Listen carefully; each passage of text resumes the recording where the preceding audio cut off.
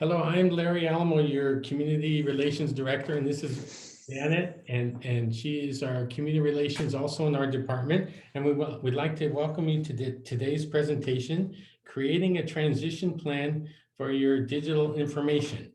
And we're Aljoy, Mercer Island, just one informational piece of us.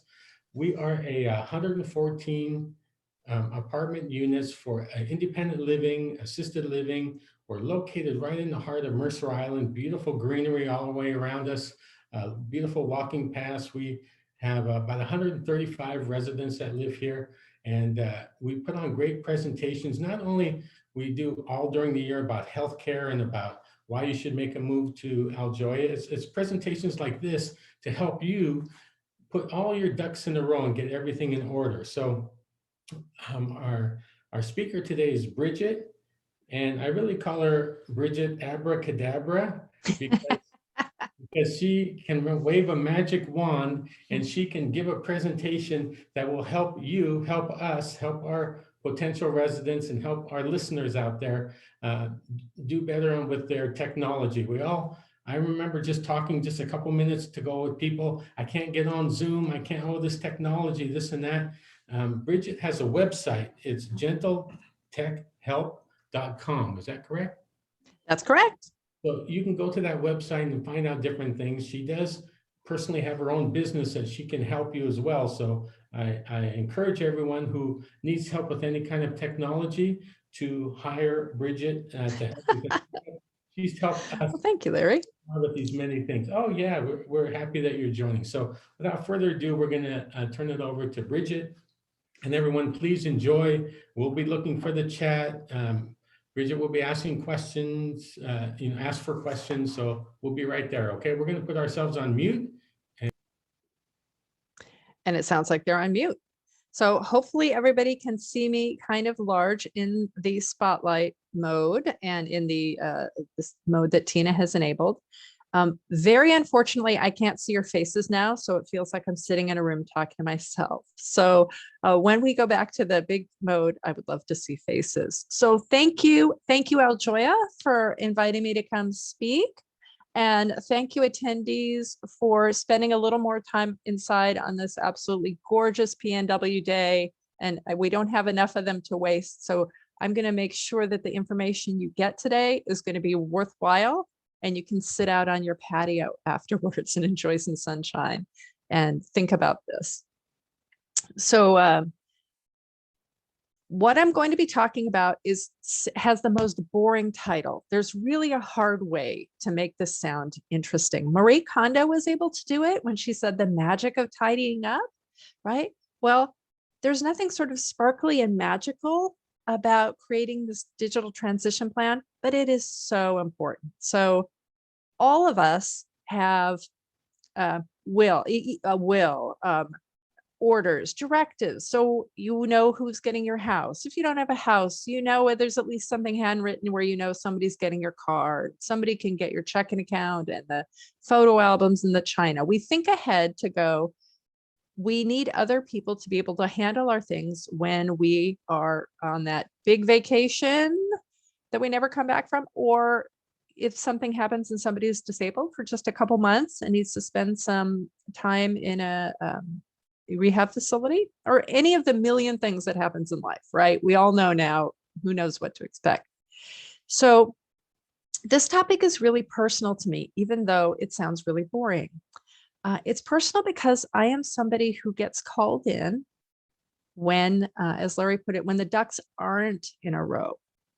When the person who handles the finances and the computers, usually the husband, has now, for whatever reason, become unable to handle them. And fellas, I'm so sorry. We all know the statistics. So usually I'm working with widows, not exclusively, but there is often a moment where something has happened, where death or disability, or all of a sudden someone's in a facility, and the other remaining partner now immediately has to pick up everything and get it going, shut down the recurring bills, make sure the mortgage is paid, all of the things that happen.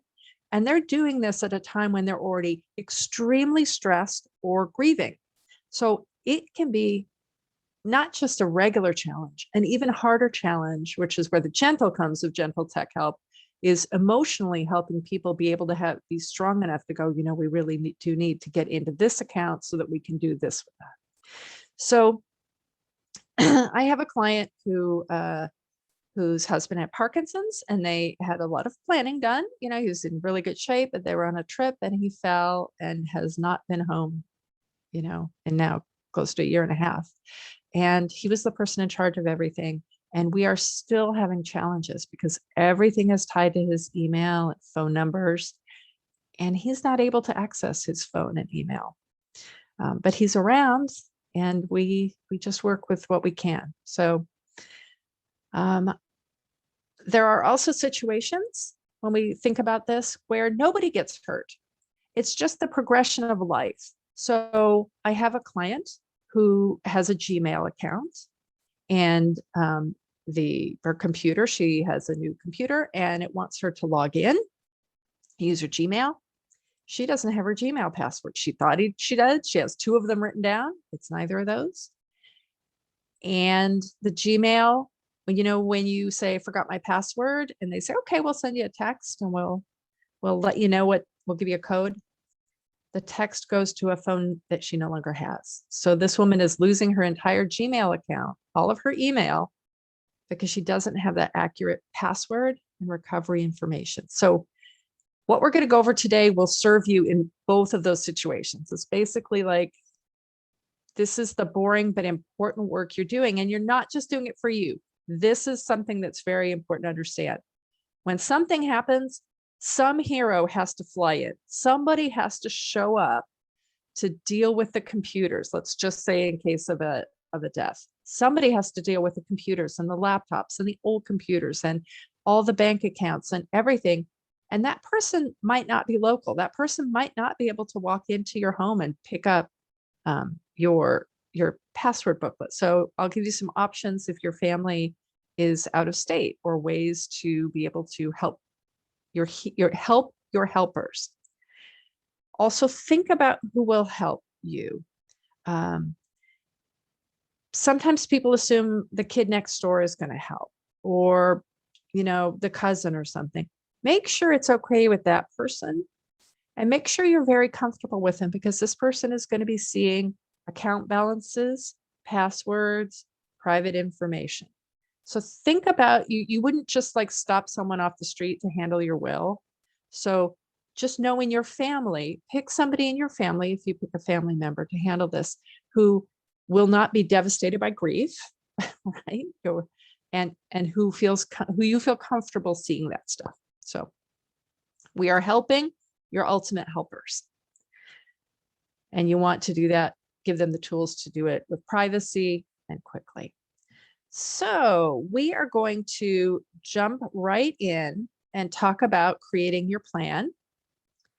And this plan can be done just like Marie Kondo, do your house. It's real easy. First, you take every piece of clothing you own and put it in the middle of the floor, and then go through it all. So it's just about that easy.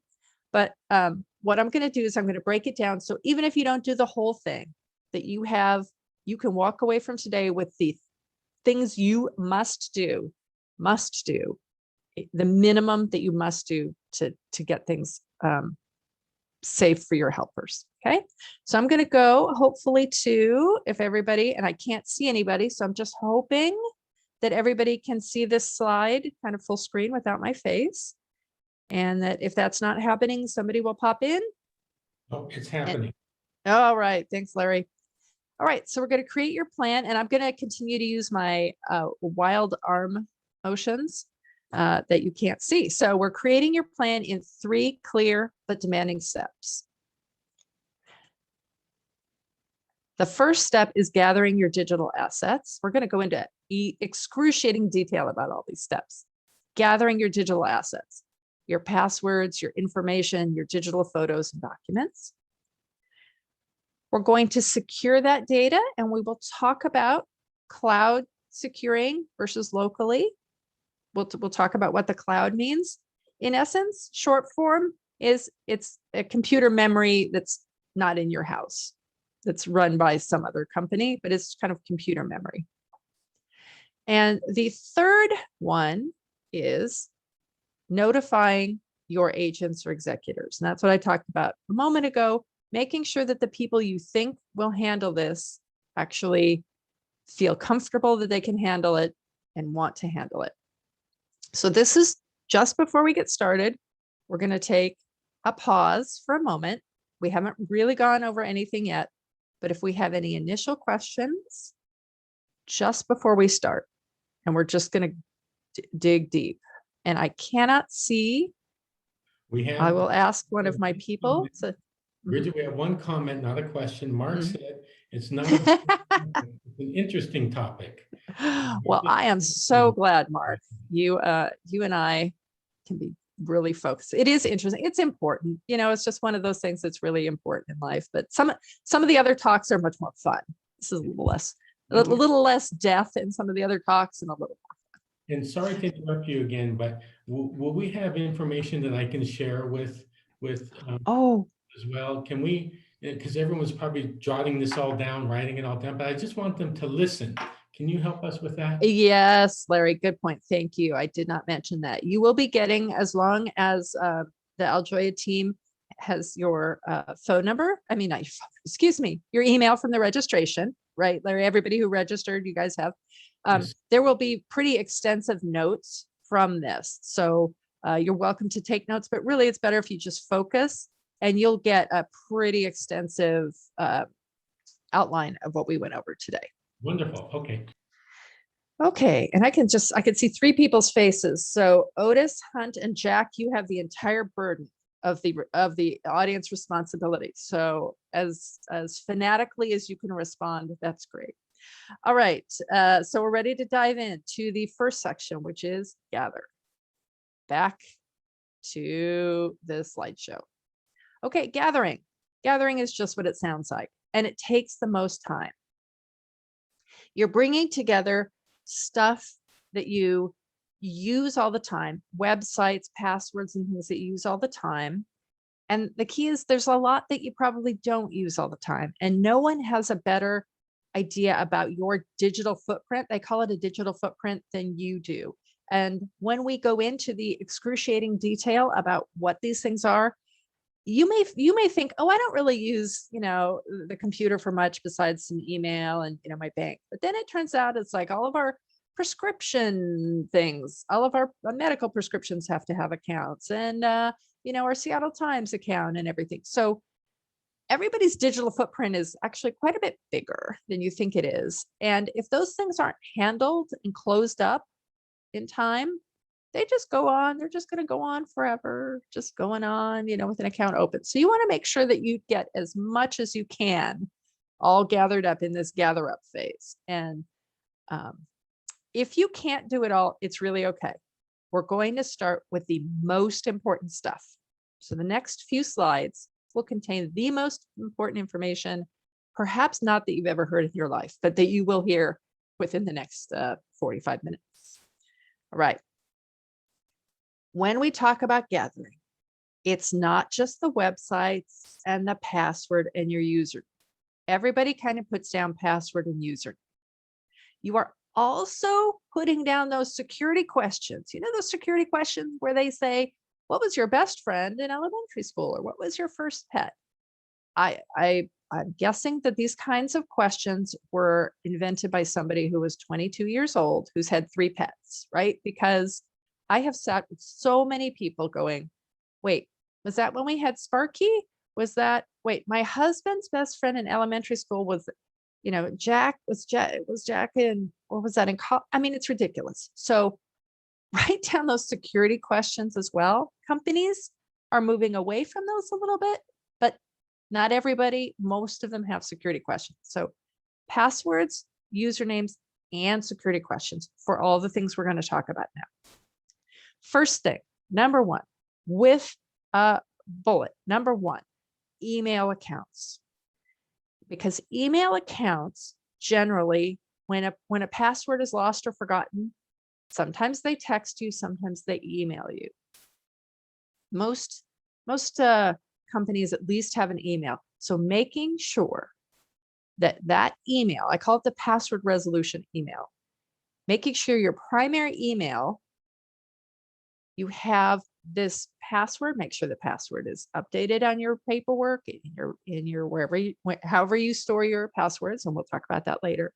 Make sure that that somebody can get into, when needed, not beforehand, the email that is tied to all these accounts. Now, some of these things you can't change it.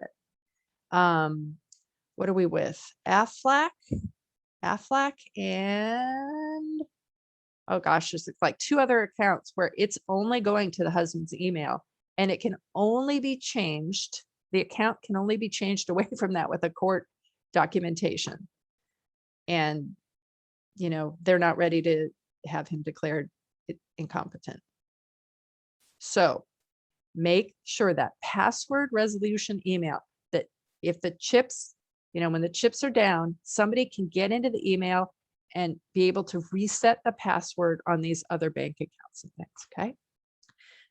Second super important thing, more and more our activities are tied to these 3 big companies: Apple, Google, Microsoft. If you have an iPhone, you have an Apple ID. That Apple ID also is your iCloud ID. It's also like, it's just one thing that goes to everything Apple. And your Apple ID is 2 parts. It's an email address. Doesn't have to be an Apple email address, but it's an email address and a password. Everything Apple is tied to that one Apple ID. Google, same thing. If you have Gmail, if you use Gmail, you've got a username, which is usually your Gmail, and a password. Everything having to do with Google and Chrome is tied to that. And last is Microsoft. This is a little, well, I'm not going to say less important, but fewer things are generally tied to Microsoft, but they're more important. Like if your things are being backed up in OneDrive, if there are certain changes you can't make to your machine without this kind of password now. So make sure Apple, Google, and Microsoft IDs, your information, is in your high priority gathering. Okay. There's also an additional piece. If you have an Apple device, if you have a Google device and a Microsoft device, they oftentimes have an additional little code that you type in just to be able to open your laptop, to be able to open your phone, to be able to open the device. That's different from the big passwords for the big accounts. It's like usually a small 4-digit number, maybe a 6-digit number, that allows you to open your phone or your laptop. Make sure that PIN is there as well. And the last thing that you make sure you have is your cloud storage password and payment information. What is that? That is, if you have everything backed up to Dropbox, let's say you're not using Apple or Google. If you have everything backed up to Dropbox and nobody kind of knows that, or nobody knows how to get in, all of that stuff you've saved carefully is not accessible. All right. So this page, gathering the passwords, usernames, and security questions of the email accounts, especially the one that's tied to all your bank accounts and all of your everything, Netflix, your medical things, making sure that Apple, Google, and Microsoft accounts, because those could tend to control a lot of things, and the little PIN that opens the device, because nothing is more frustrating than to have somebody say, my spouse has all of the passwords saved on his iPhone and nobody can get in, because you can't get in. There's still these ongoing lawsuits between the FBI and Apple. You know, there's always this balance between our security and privacy and being able to get in. Now, there is a little red line at the bottom that says, 2-factor authentication complicates this. What is 2-factor authentication when it's at home? That is a really excellent, I'm going to put my face here for a minute. Two-factor authentication is an excellent way to have really good security for your bank accounts and things. So what that means is when you go to log into your bank, it says, we're going to text you a code. You have to go to your phone and look for that, and then you put in the code. It's really good because it means the person who's accessing your account has to have not just the password, but they need to have your phone. Okay. Really good. Also really hard if you happen to have dropped the phone in the lake when you fell out of the boat or something. So that's where it goes back to make sure we have your Apple, Google, and Microsoft account information. And make sure that when you have two-factor authentication, when you sign up for an account, it says, we'd like to be able to verify your identity. Would you like us to do that with phone, email, both? Always pick both. Pick as many ways as you can to let the bank or Gmail or whoever it is verify your identity. Think about that client who only had it going to her cell phone, and it was an old cell phone number she doesn't use anymore. So whenever possible, when you are asked to provide verification information, try and have it be the email and the phone number, okay? Because that gives us more tools. That gives your helpers more tools. So this page, this one, this page, if you do nothing else, do this and make sure this information is not on Post-its on top of your other password stuff. Hunt is laughing. Thank you for your response. So I have somebody that I've worked with, and I came in after her husband passed, and she said, I have all the passwords, they're right here. And she had this, like, I don't know, eight pieces of notebook paper stapled together with so many different colored Post-its on it. It was like literally like a mosaic. It was several layers deep. And if it didn't have her personal information on it, I just so wanted to take a picture to be able to show everyone. And she said, yes, you could take this picture, because I wanted to show everyone this person, he really felt like he was being diligent. He really wrote down every password. But at the end of the day, it was this giant soup. There were 5 Netflix passwords and none of them worked. You need to have a little better system. And I encourage, a software, I'll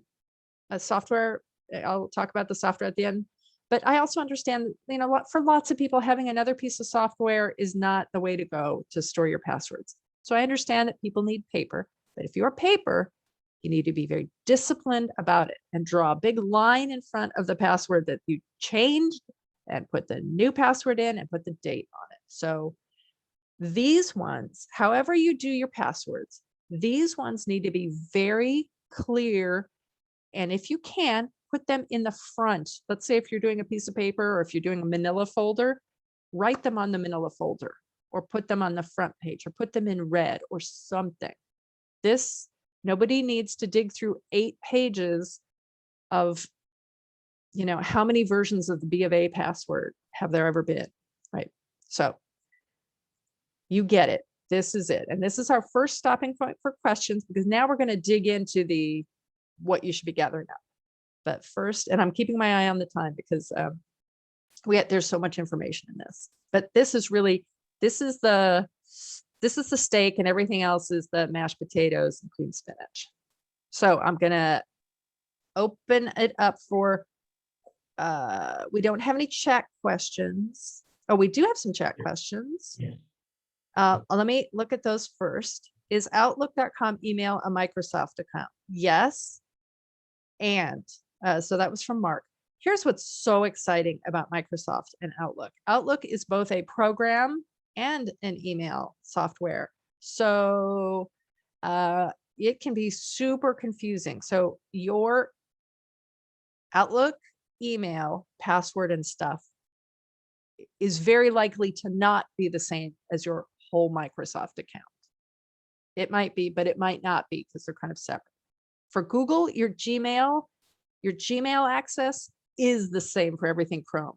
For Outlook.com email and Microsoft, it might not be the same. So just make sure you have both or all. Is there a way to completely shut down your old accounts if you haven't used them in years and don't plan to again? Yes, there usually is, and it's a good idea to go in and do that. You're going to have to dig no matter whatever sort of website or account. Sometimes you might need to call them and say, I want to close this account. An email account you can close too. It takes a little digging, but you can. Is it essential to text and or have a cell phone?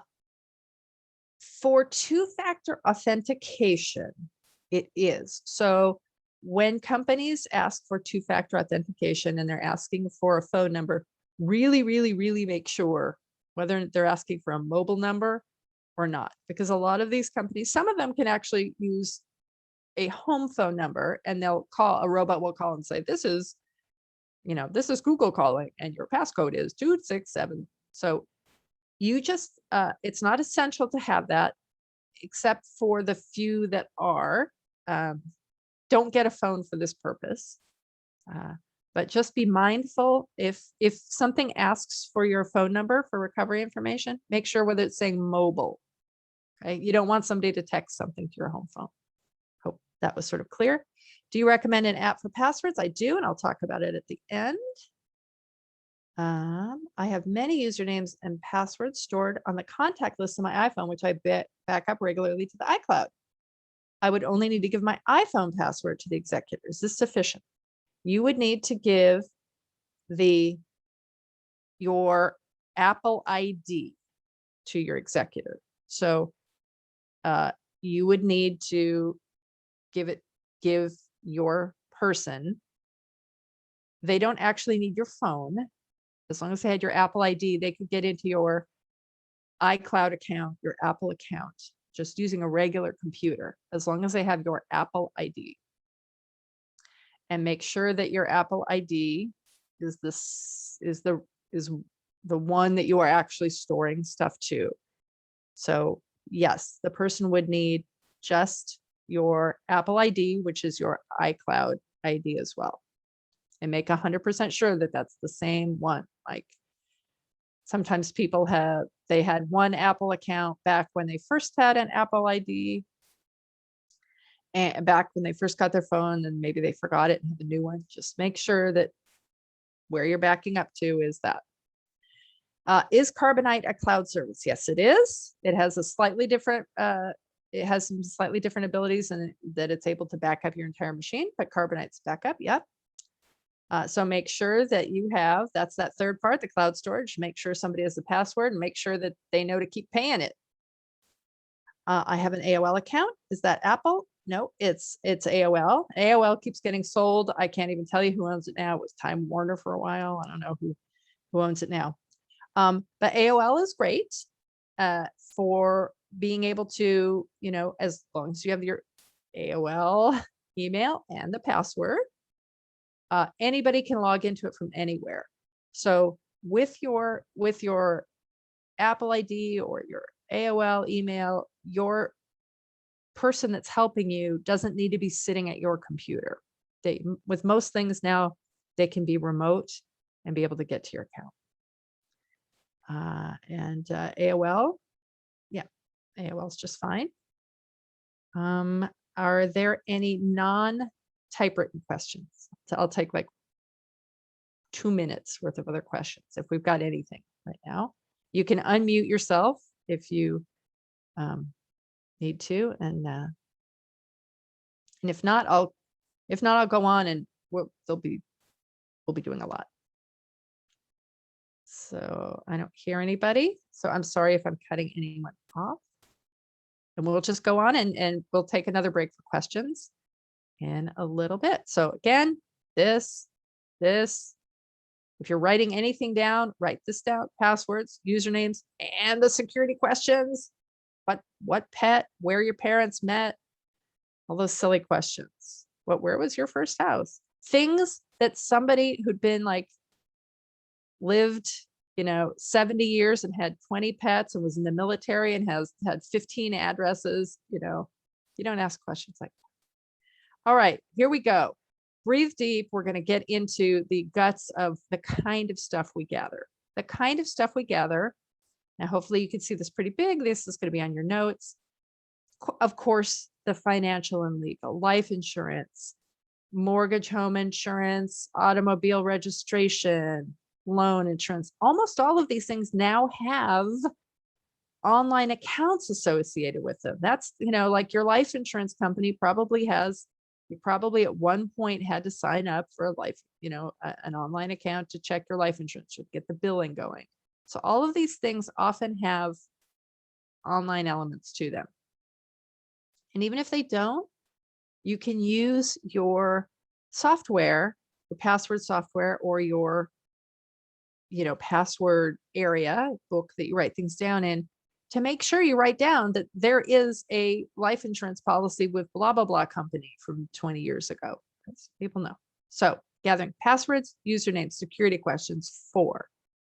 All of these, we got down to banking, credit cards, so many credit cards. Probably there might be credit cards that you don't remember, you don't have, that you don't use very often, but they kick up and charge $100 a year to, re-up. PayPal, Social Security, Medicare.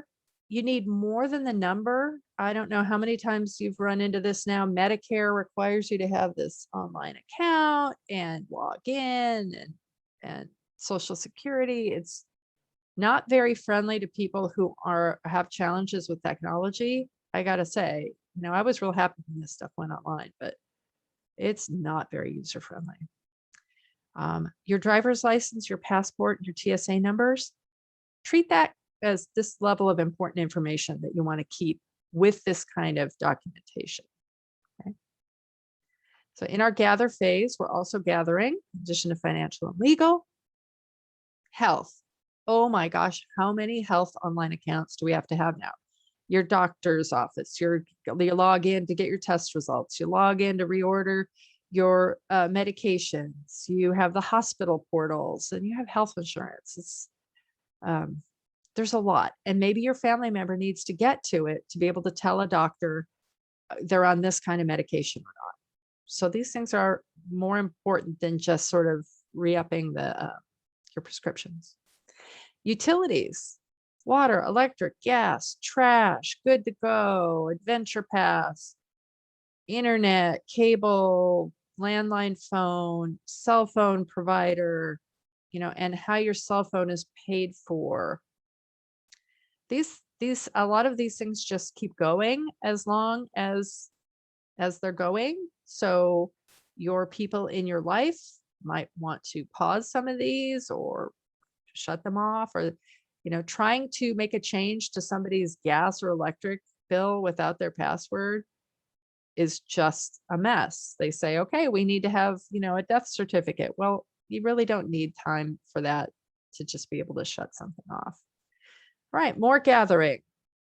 As we get down into the things that are less important and more easily forgotten, your HBO and your Netflix and Hulu and how many other millions of things that charge money every month, all the subscription accounts, all of those. If you're going to be in rehab for 3 months, why not just pause those things? So you're not like kicking out the hundreds of bucks a month while you're having so much fun in a rehab place.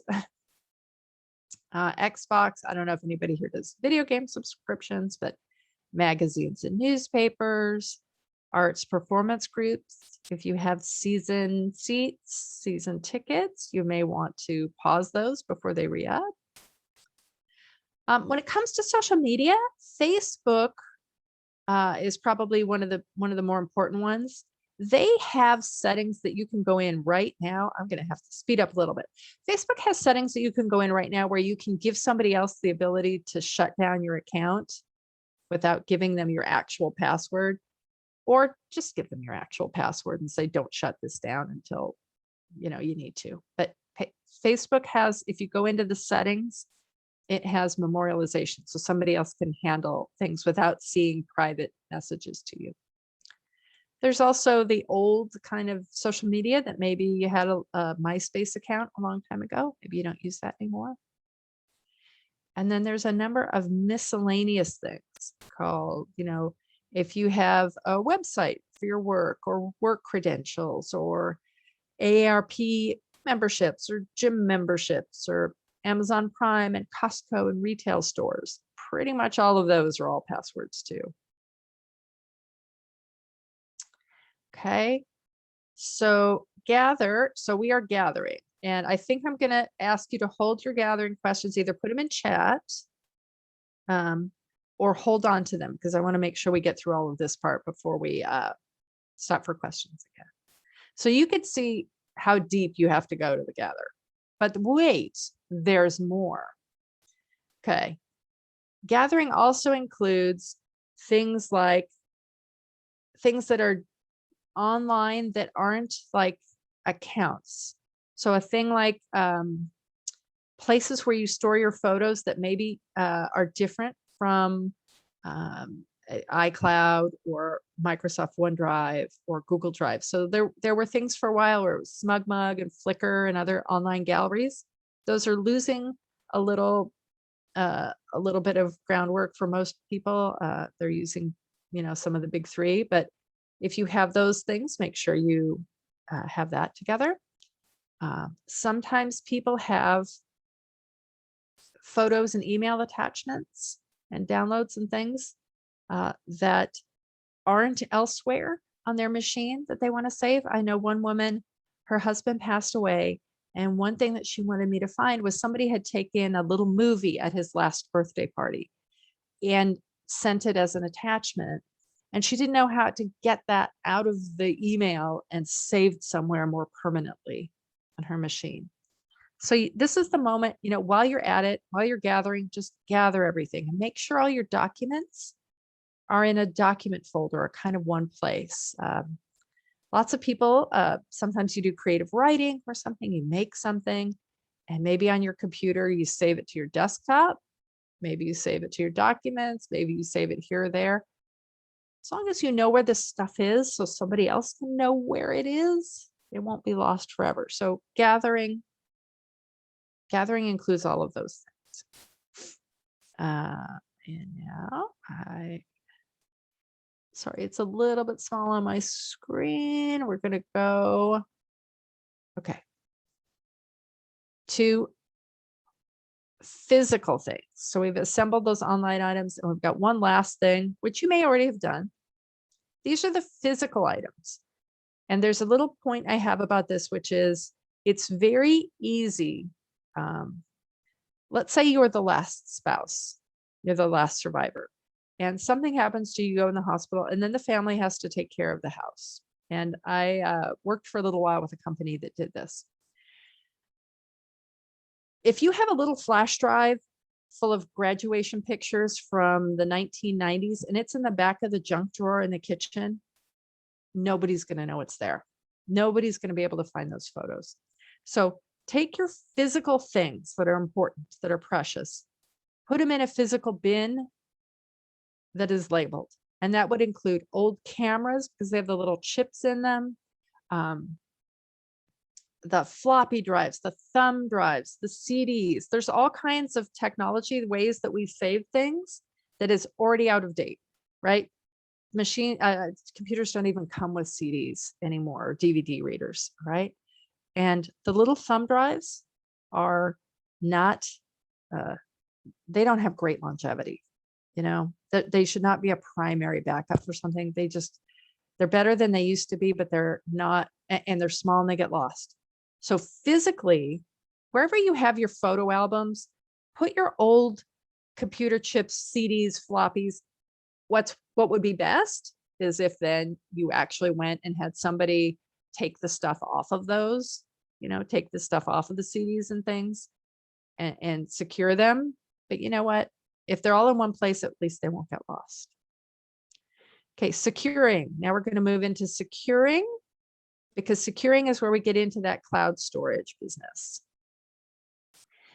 People have pretty strong feelings about cloud storage, I've found. And I was kind of a late convert because it just felt like I'm throwing all my stuff into the street and asking somebody to watch it. And it really isn't. It's banking level security when you're using Microsoft OneDrive or Google Drive or Apple iCloud.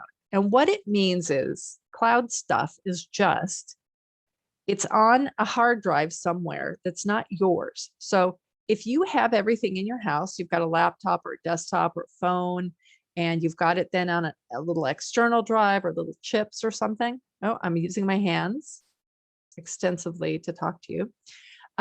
You've got it on all these things. And what happens? There's a flood, a fire, something happens, it's gone forever. So this is just, it's an emotional piece, but you could think about the cloud as just being in a computer elsewhere. And the companies are more and more making it easier and easier to tie in that. And yes, your stuff is somewhere else. And our bank, we don't have our money is all kind of digital and elsewhere too. We don't really have cash anymore, right? So this is a little bit like that. We'll talk about that in our next break. I recommend having your important stuff backed up in the cloud. I also recommend using a password vault if you're comfortable with it, because it also keeps the passwords up to date and allows easy sharing. And if you have iCloud, not iCloud, if you have cloud access, if you have your stuff stored additionally in the cloud, as well as on your home thing, you can more easily share it with a relative who doesn't live near you. They can log into it elsewhere, which means you can share photos. You can share photos easily. They can kind of get into the photos easily and things. Now, that's it. Cloud is not for everyone, and password vaults like LastPass are not for everyone. So paper and pen is good if you got it. If that's what you're comfortable with, you do that. But let's get all of your important things gathered digitally and gathered physically. We're going to secure them. Here's my securing one. So when it comes to a password vault, I recommend LastPass. LastPass has a free version that goes on one machine, and it has a one that's about $45 a year, and it can go on multiple machines. And it has, I don't get paid by LastPass. It's just, and LastPass is not like leaps and bounds better than anyone else. It is, there are many that are just fine. What I like about LastPass that I will try and go through pretty quickly is LastPass allows you to designate an agent. And when you designate an agent, you put them in your LastPass as your agent. They have to accept that. And what happens is, instead of them getting access to all your stuff, they don't have access to your stuff. They don't have access to your passwords. But what they have is the ability to ask LastPass for access to your stuff. And you, ahead of time, have set up a waiting period. You've told LastPass, if my sons ask for access, give them access right away. I have clients who have more, some complexity in their relationships with people. And they say, if that person asks for access, I want you to wait 2 days. And in that 2 days, LastPass is going to really be trying to get hold of you and say, is this okay? Is this okay? Is it okay? And if you don't answer in 2 days because you're on that big vacation, then it's going to unlock it and let them in. So I like that. It's this buffer time. So if you have a person in your life that there's a complex relationship with, you can set up a waiting period where LastPass is asking you to be sure that you want to give them that access, if that makes sense. So that's what I like a lot about LastPass, is that. LastPass also kind of hangs onto one of your, like if you use Chrome, it hangs onto or Edge. You put it on one of your browsers so that every time you log into a website, it can save the password if it's updated. I like that too. That said, if you are having trouble with your technology right now, it's not going to make life easier for you. But if you are feeling comfortable with your technology, LastPass is safe, much safer than pen and paper. If you have to do pen and paper, I recommend an old-fashioned address book, because it's got tabs and it's alphabetical. And I recommend that you tell your person what it looks like and that you hide it as best you can. It is absolutely not secure. It is there as a tech. I cannot tell you it is secure at all. but we live in the real world. We live in the real world. Sometimes it just needs to be written down and your family knows. Go look at the flowery phone book, in the bureau. Okay. Cloud storage. So that's a password vault that I recommend. If you're using paper, be sure you cross out the old passwords, write down a new password, and put the date. Okay. Cloud storage, I talked, Microsoft has OneDrive, Google has Google Drive, Apple has iCloud, there's Dropbox and Carbonite and so many things. If you're using cloud storage, make sure you understand it. Make sure that your stuff is consistently going there and that somebody can have the password for it. Okay. And you can also do that and have it on a little extra drive in your house. You could have triple. Some people have some people with 4 levels of backup on their documents. Right. There we go. Some people have 4 level. They're like, I have it on a flash drive and I have it on the cloud and I have it on the external drive and I have it on my laptop. So, all right. Then the last step is a lot more easy. Notify. You're going to notify the person. Do it beforehand so they can tell you if they're comfortable with it. All right. If you're using LastPass or something, you're going to set them up as an emergency with emergency access authorization. If it's a paper thing, like I said, make sure that they know. We've got 8 minutes. I know we're going to be full of questions.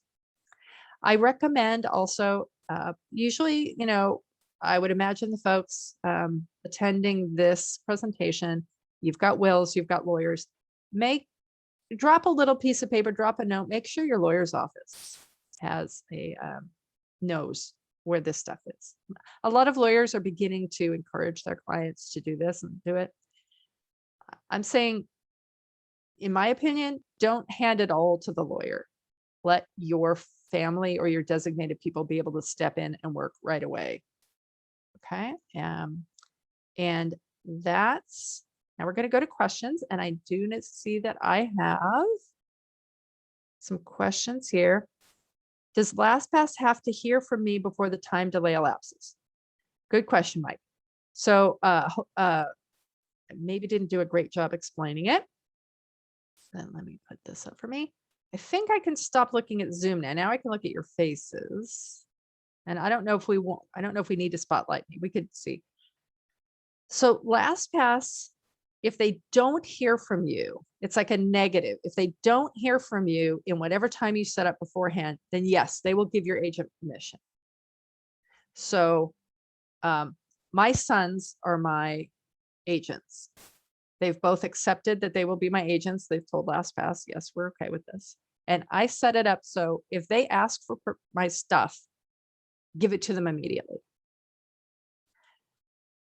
But if I said, wait 2 days before you give them, then it's going to try and get hold of me for 2 days. And only at the end of 2 days will it give them permission, because it assumes that if I've set 2 days, that I'm going to be looking at my email or my text or my phones, and make sure that I can say no. I guess the 2 days gives you the chance to say no. Is that a better way to put it, Mike? I'm sorry if I'm explaining it. It's like you're trying to explain a negative. Like you get 2 days to say, nah, don't give it to them. But generally, if you don't answer in 2 days, it's because you can't answer and they need to have it. And I think we can go off mute now. I mean, we can even, I'm full bore, chat questions, text questions. And Mike, let me know, or anybody else, if I made the LastPass question more confusing, let me know. I think I'm going to go to gallery view so I can see if people are rolling their eyes or napping. Okay, and if you can't, so they do have the ability, Tina and Larry, people do have the ability. Yeah, Mike unmuted himself. Okay, Mike, was that clearer? Yes, it was. That Okay. helps. All right. Another Go ahead. question. Does paperless billing complicate things for executors? Because how would they know And I'm tempted to do everything paperless billing. Yeah. And then nobody knows that I have these bills I have to pay because it did- comes to my email. So Did- if they have that, but I'm just curious about that. Yeah, so if you did that first thing where you're gathering, you have all that stuff, then you've got a piece of paper that has, in addition to however you've handled your passwords and accounts and everything. I mean, you have something that they're either going into LastPass and seeing, or they've got your paper address book that they're seeing. They're going to see all those things. They're going to go into your email because they have to go into your email. They're going to see those billing receipts. They're going to have your banking. They're going to see those things coming, and they're going to have your credit cards and see that coming. So it doesn't complicate it because you've done all of your work in this fun process now. But it's easy enough to not know, right? If it's, I have somebody who pays, it's a big thing. It's hard to explain, but anyway, it's a big thing that gets paid once a year. Once a year, that's it. And, nobody's going to know about that if it's not explicitly said that there's this big thing which is paid once a year. I'll just keep talking to Mike if that's it. If nobody else, it's just Mike and I will just and I'm welcome for questions from anyone else. I know that. Okay, Stephanie has a question. I'm gonna do ask to unmute for Stephanie, and maybe do you see it say unmute? There we go. I unmuted. Okay, so there's some things that an executor or somebody who's handling affairs while you're in rehab would either suspend if you're just in rehab or cancel right away if you're dead.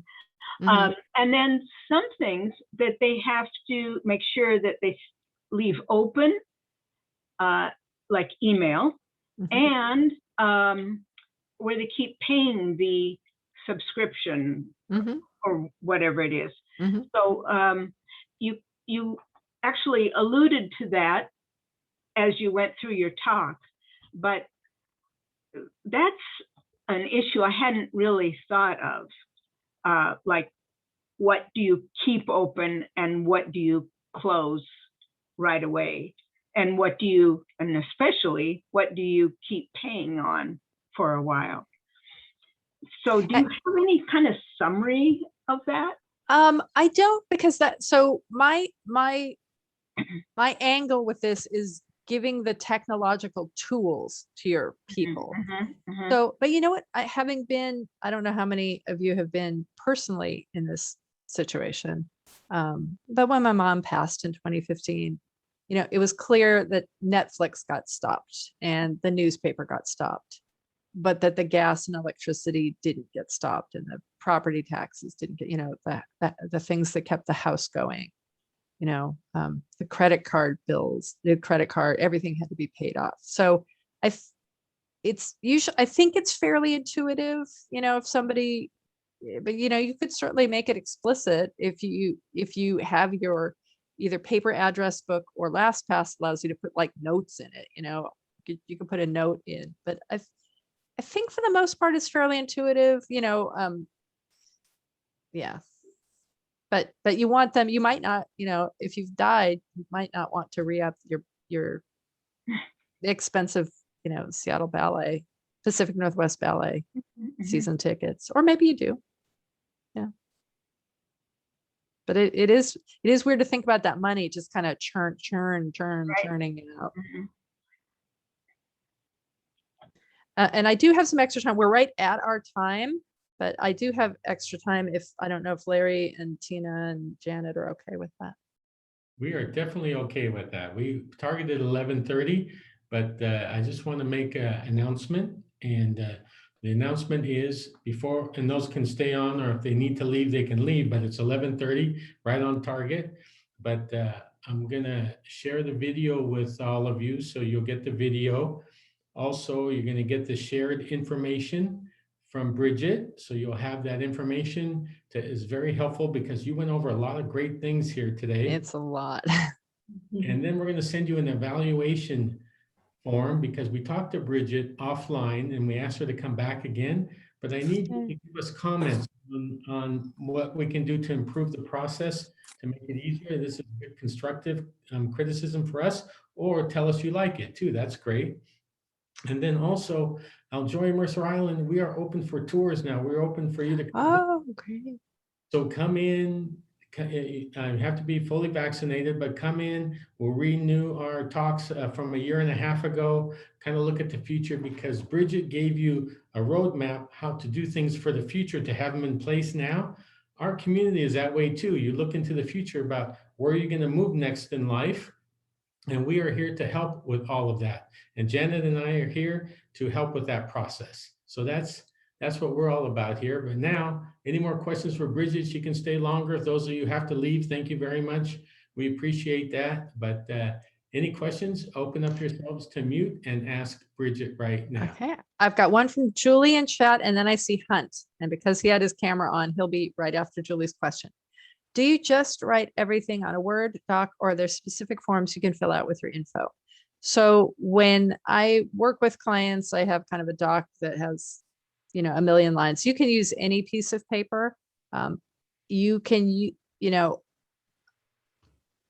a Word document isn't a useful place to keep passwords and things if nobody can get to it, if the computer is locked or something. So if that's what you do, that's good. I mean, as long as you get the information, it doesn't matter what kind of format it is. And where did he go? Oh, there's Hunt. Okay, there you go. Hi, I just wanted to say, first of all, this has been very helpful to me in a number of different ways. I was glad to hear that I was doing some of the stuff right, and I was also very glad to identify some holes that I need to plug.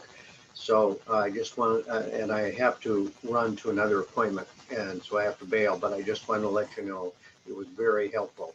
Well, Thanks thank to you. And also thanks to Aljoya. Thank you very much. Appreciate the feedback, especially when you're presenting online to a bunch of black boxes. It's hard to know whether people. I know that Mike's cat looks like it was interested. If anybody has questions, if you have your camera on, you can wave your hand wildly and I can do the ask to unmute, or we can. And if you don't have your camera on, I can't see that. Hi, I have a question. Sure.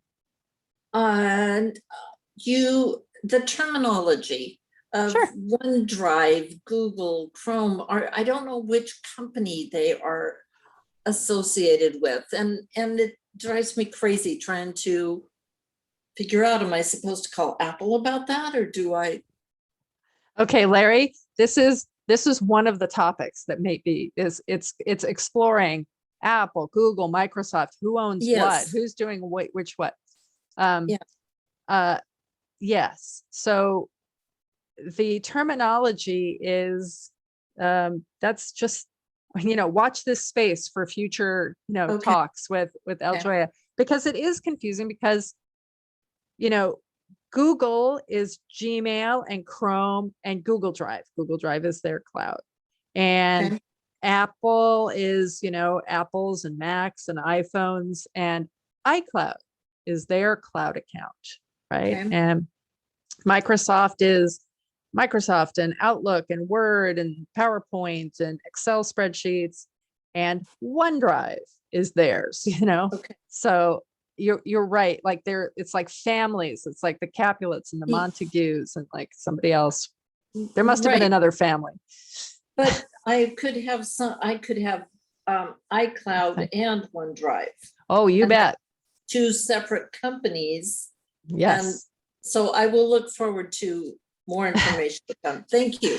Yes. And it's like a lot of times if you have an iPhone and a PC computer, you've got two of the three ecosystems. And if you've got Gmail on your PC and your Apple phone, you've got all three ecosystems going at once. And at least I do. But to try to keep them straight in my head is Just make sure you have all those passwords. Let me tell you, Okay.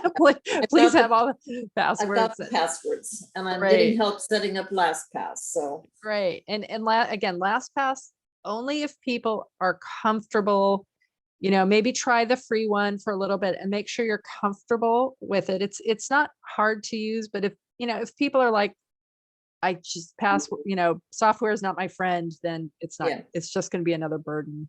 But So my daughter has a family membership, so she is helping me set it up. and she will- oh, yes. So that's great. So She's very happy, I am sure, that you are doing I'm, that.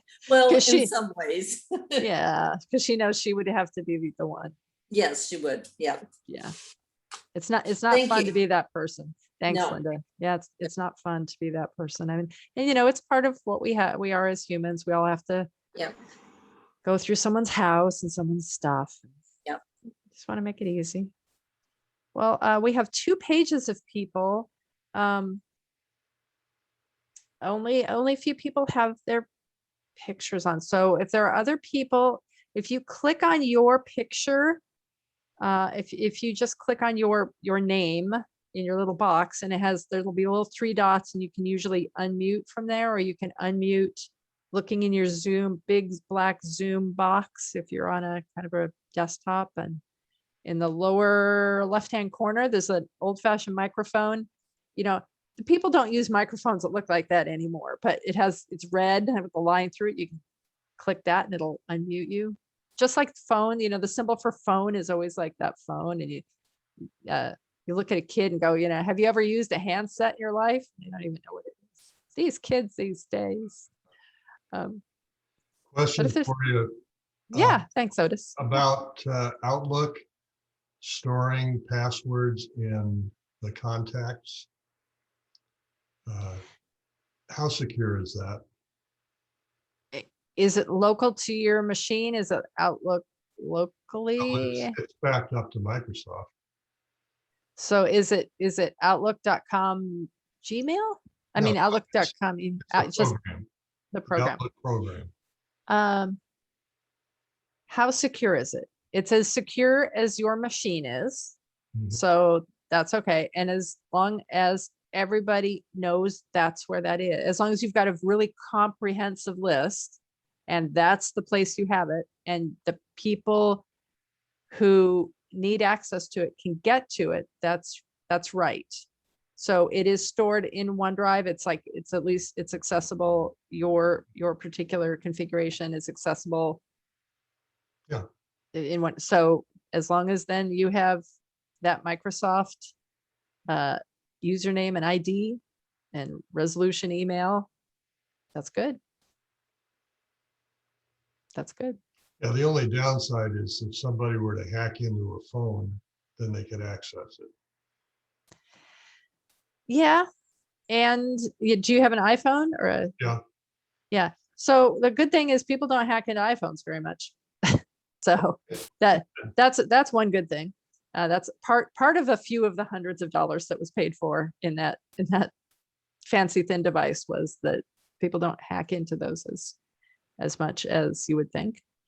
And I talk about security is, if you want to have a really secure house and everything to be incredibly secure and nobody can steal it, it's going to look like a jail cell. It's going to have cement walls and one gate that goes in and out. And we all live with our houses. We may or may not have bars on our windows. We may not have cameras everywhere. We may, we all adjust a little bit, but the weakest point in security is less hacking and more social hacking, where they get you to spill that info. So they've moved a little bit away from that, because Microsoft, anybody who has Windows 10, Microsoft has really excellent built-in integrated antivirus software now. It used to be that you had to buy additional software. So they're actually, all the companies are really trying to get behind keeping things secure. So now we're the weakest link. Now we are the weakest link with security.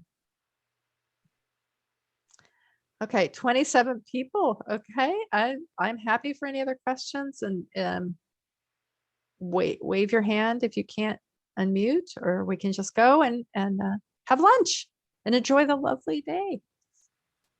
I thank you guys again for coming in. Thanks, Aljoya, gorgeous Aljoya facilities. Now, Bridget, Mhm. it sounded like we have may have a next topic that you were talking about earlier. It's called the technology, talking about Apple, Google. You have a topic like that?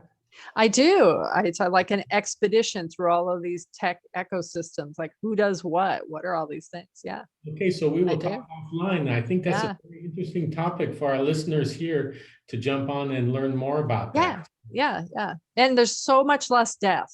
I mean, 100% less death in that topic. So, yeah, good, Jody. Yeah. So, And we over here, thank you for going overtime. Not many speakers, when it comes 11:30, everything goes dark. You can do that in computers. So thank you for staying over and answering questions. Of course, they can send you questions hey, or listen. send us questions, or we can get those to you. Yeah. You need a connection to Bridget. Uh-huh. And, so I just like to Yeah, wrap I am. on There we behalf go. That's of me. Janet and ourselves. There's your phone number right there. Yep. And email Bridget@gentletechhelp.com. 425-298-6812. That's Bridget. That's it. And we're forming this great relationship with your Great. gentlehub.com. And thank you very much. And thank you, everyone. Thanks, everybody.